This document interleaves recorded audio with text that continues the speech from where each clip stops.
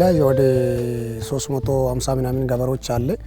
ከዚህ ውስጥ ላይ ብዙ ውጤታው እዛ ለባይ 1500 ህዝብ ላይ እዛ 3 ቀበሌ ላይ የማቴሪያል ዕቆልን ድጋፍና የዘር ክፍፍል አድርጓል። እዚህ አንድ ቀበሌ ነው። እዚህ ቀበሌ ላይ የታየበት በቆሎም አለ፣ በሽንኩርትም አለ።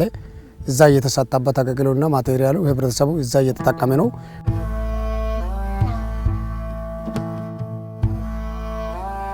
በፊት ተቆርጦ እንደገና ሁለተኛ ድግም የተደገመ በቆሎ እየተደረገ ስለሆነ በሽንኩርትም እንደዛ ስለሆነ እዛ ሊባ እየተሰራው ስራዎች በጣም ጥሩ ስራ እየተሰራ ነው።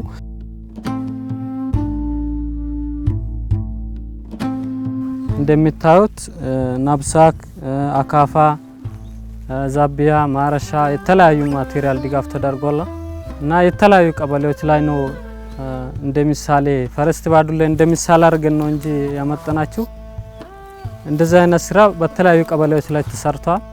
አሪፍ ስራ ነው እየተሰራ ያለው። ያው ኤልቪአይ በጣም የሚመሰገን ድጋፍ ነው ያደረገልን። እዚህ ወረዳ ላይ የንጂኦ ስለሌለ እዚህ ድርጅት ስለሆነ እሱም እንዳይወጣ ነው ፍላጎቱ። ህብረተሰብ ጥያቄዎችና ፍላጎት ይሄ ነው። ግን የተሰጠው ንብረቱ እየተጠቀመ ነው።